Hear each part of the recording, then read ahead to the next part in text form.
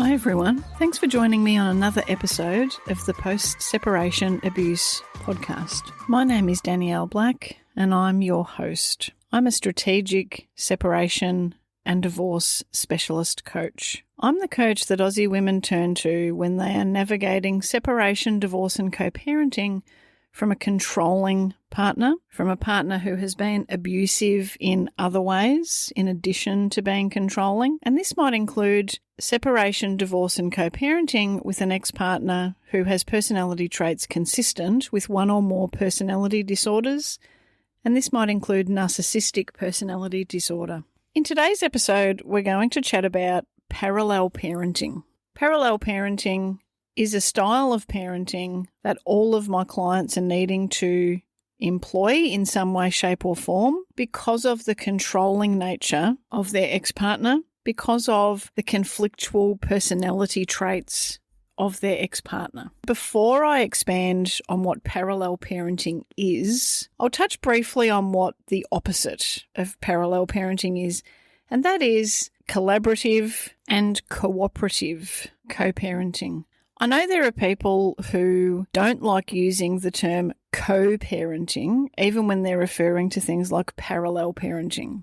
The prefix co, C-O, means with, together, joint, or jointly. And I think this is why people who are in a parallel parenting situation will sometimes say that, oh, well, we're parallel parenting, we're not co-parenting, because they're not doing it jointly or together. I have a slightly different viewpoint. When you're separated and the other parent is spending any time with the kids and your children are spending time with the other parent and the other parent is engaging in some form of parenting, I view that to be a co-parenting situation simply because you are not the only parent that is parenting your children. There are two parents and you are each performing parenting duties of various types. So there is some kind of joint parenting going on, albeit from a distance.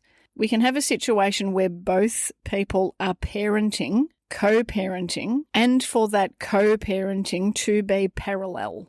So there can be both of you parenting, but you're not doing so in a way that's collaborative or cooperative. Understandably, collaborative, cooperative co-parenting is the ideal for separated parents and their children. However, collaborative and cooperative co-parenting is just simply not possible when the other parent has high conflict personality traits, when they may have a personality disorder, when they have a desire to maintain the balance of power and control. You may have already listened to episode number 11 of this podcast, Dispelling the Myth of Shared Blame in High Conflict Separation and Divorce. If you haven't, you might like to give that episode a listen because some of the themes are similar to what I'm about to talk about now.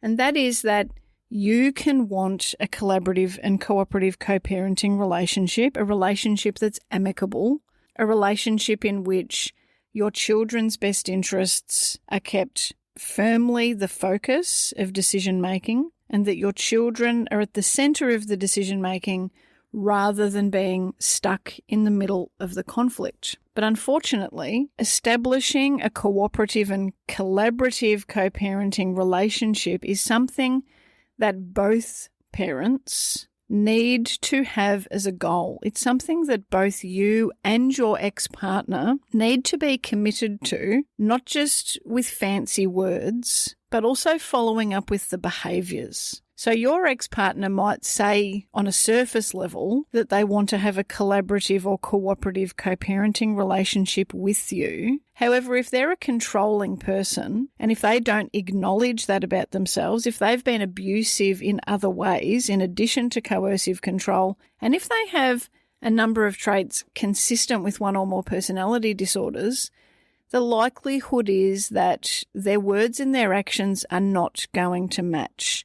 They might say that they want to have an amicable relationship with you. They might say that they want a collaborative or cooperative co-parenting relationship with you, but their behaviour is likely to be very different. They are likely to make demands of you and expect you to give in. They likely have particular rules around what a collaborative co-parenting relationship looks like, yet you will be the only one expected to follow those rules. You'll be the one expected to be flexible. You'll be the one who's expected to acquiesce to all of the demands. So it's important that you look past the words of your former partner and actually look to their actions and their behaviour. And if they're not someone who has any insight into how controlling they are, into how harmful, demanding and destructive their behaviour is, then I'm sorry to say, but a collaborative and cooperative co-parenting relationship is just simply not going to be possible for you. To establish a collaborative and cooperative co-parenting relationship, both parents need to be genuinely committed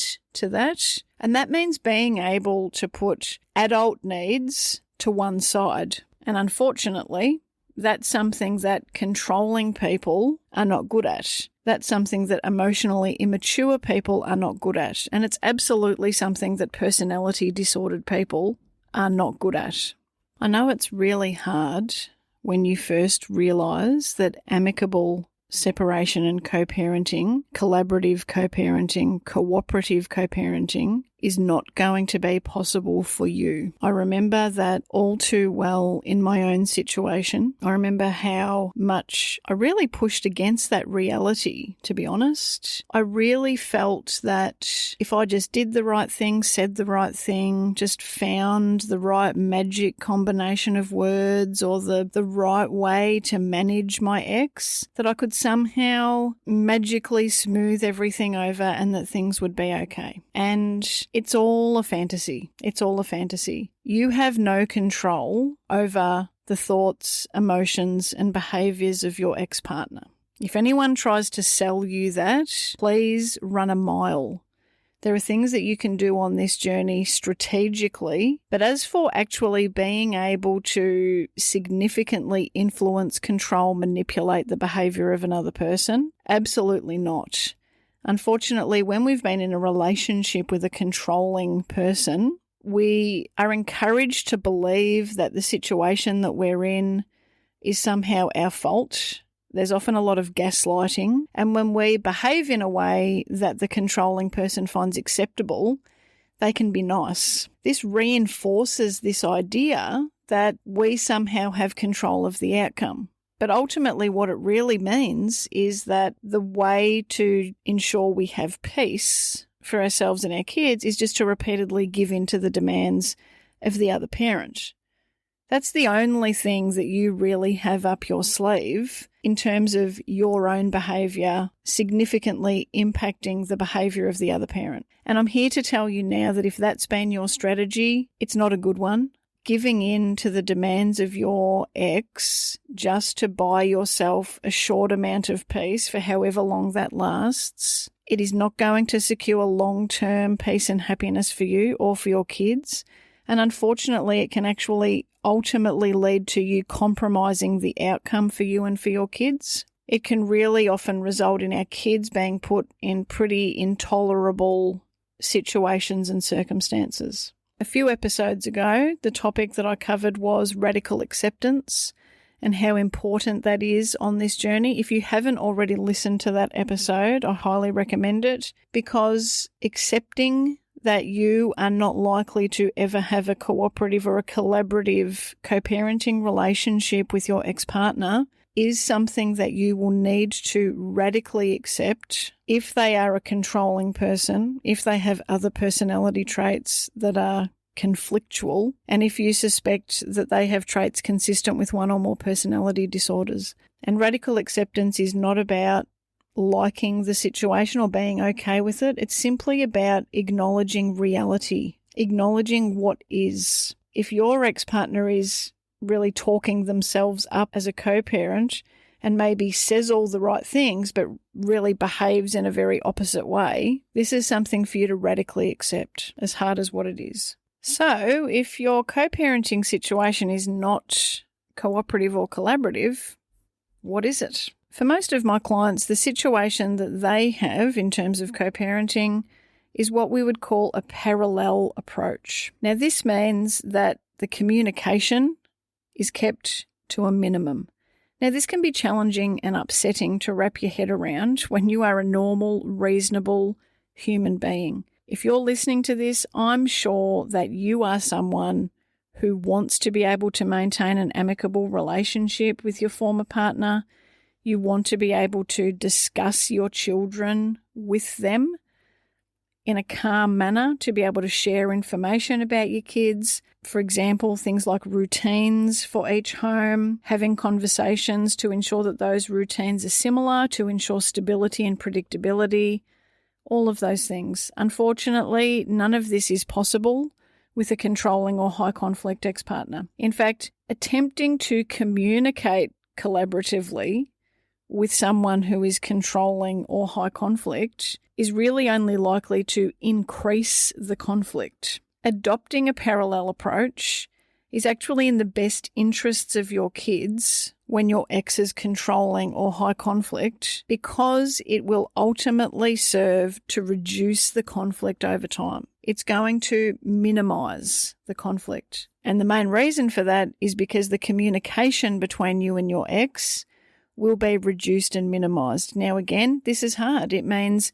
that you are not going to be sharing routines that happen in your home and expecting that they will be welcome by the other parent. That's not going to happen. Your ex is not going to receive that well. Your ex is not going to put those things in place in their own home. Similarly, if we're talking about the amount of time that's on technology, bedtimes, all of those sorts of things, controlling people, high conflict people can see any sharing of information like that. They can actually take that as being critical of their own parenting. These people can be so hypersensitive to criticism. Mind you, they will happily criticize you. And, this is a really frustrating part of dealing with these people. They will happily criticize and undermine you, make snide comments about you and about your parenting, but will maintain a lot of the time that they are a perfect parent, that their way is the right way. They can be very difficult to deal with. And this is where, again, radical acceptance comes into play, that the best thing for you and for your children in this situation is to not be sharing a whole lot of information with your ex-partner. I guarantee that it is only going to increase the conflict. Your ex-partner is likely going to be maintaining that they are the perfect parent. They will likely criticize you, and they will also potentially use information that you give them against you. I know that all of this is really difficult to make space for. I also struggled to radically accept the reality of this situation when I was navigating something similar. As hard as it is to accept, as challenging as what it is to accept, the reality is that a controlling ex-partner does not care about your thoughts on parenting, on what's best for the kids, on what sorts of foods that they should be eating or not eating, even if there are diagnosed allergies, even if you've got other health concerns for your kids. Controlling ex-partners will often take kids to completely different care providers, to their own doctor, for example. They'll do that to get second opinions. They'll do that to undermine your parenting, to undermine the relationship that the kids have with other care providers. They just simply do not care about the best interests of the children. They are solely focused on maintaining power and control. They are focused on thwarting you at every turn, and they often don't have any insight into how this is negatively impacting the children or the potential for this to negatively impact the children.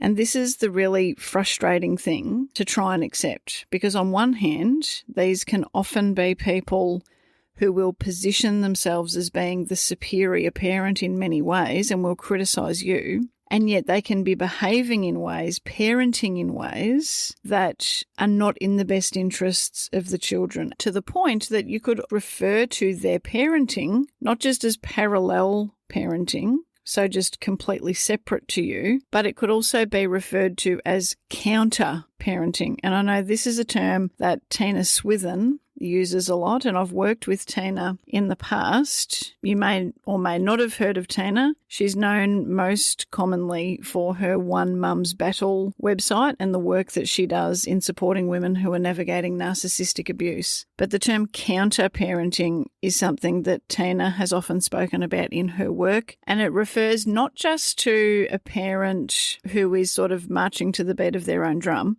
but a parent who actively undermines the parenting of the healthy, protective parent. Counter-parenting is when your ex-partner is deliberately trying to undermine and thwart you, and really the kids are weaponized in that situation. The kids are just pawns to the other parent in this situation. And unfortunately, I've got a number of clients who are dealing with that very situation, and it can be very covert and it can be difficult to prove if you're not working with someone who is able to support you strategically. It's important to note that when you are not accepting the reality of the situation and when you're persisting with what you might consider cooperative or collaborative co-parenting, sharing information about the children, sharing information about bedtime routines. The concern is that you will inadvertently play right into the narrative that your ex-partner likely has about you. And by that,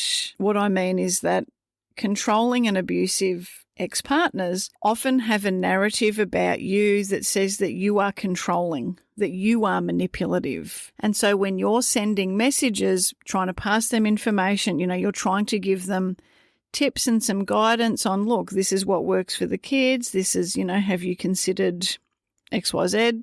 From the outside, sometimes that can make you appear to be controlling because you're persistently trying to put your own parenting style, your own views and wishes onto the other parent. And this is where you need to be very careful. The same can go with communicating with your kids when they're in the care of the other parent. You may really want to still be in touch with your kids when they're spending time with the other parent, and they may really want to be in touch with you. The problem is that is going to create a lot of conflict, and it's going to keep your kids stuck in the middle of the conflict if you insist on that communication, insist on FaceTime calls. That can create a lot of stress for your children when they're in the care of the other parent. It's not uncommon for kids to be made to put the phone on speaker while the other parent's somewhere else in the house but within earshot. For example, children often feel that they can't say what it is that they may really want to share with you.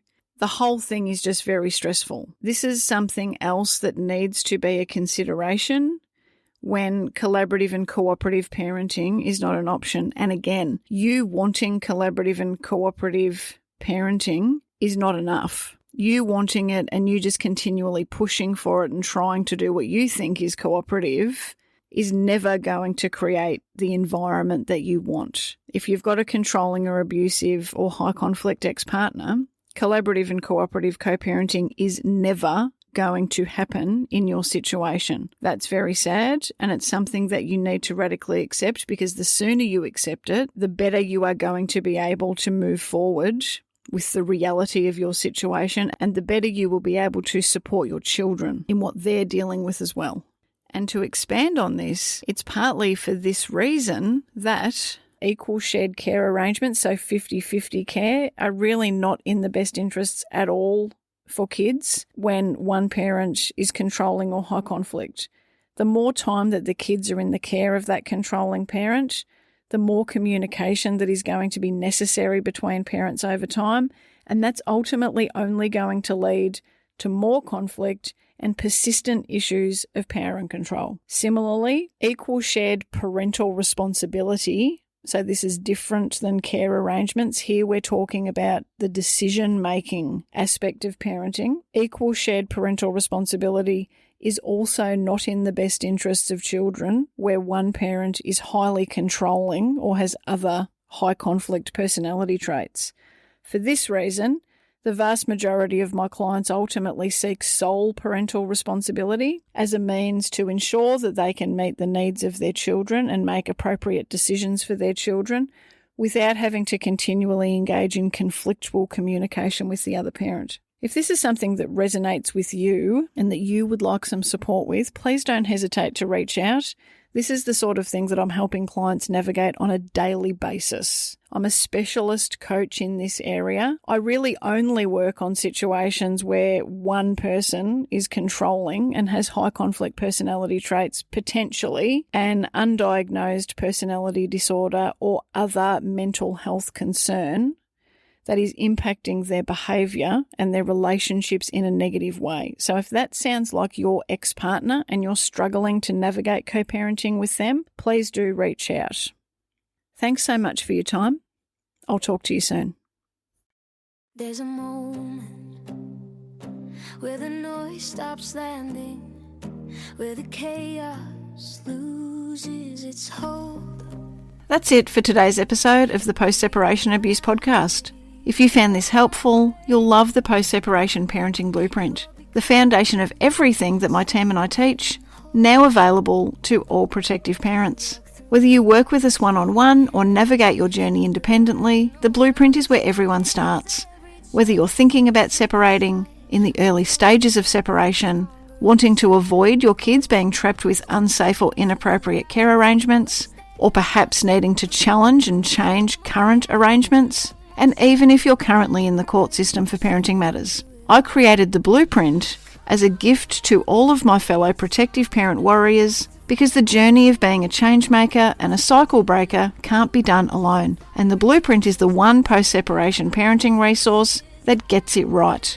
Child development, safety and well-being put first, with the evidence to back it up. The blueprint gives you the same strategic frameworks that my team and I use in private one-on-one coaching. And it's available on an online platform for you to access whenever and wherever you need. You can also ensure that you're up to date with any new announcements by checking in regularly to the website danielleblackcoaching.com.au. Until next time, take care. And please always remember, you are your child's greatest protector.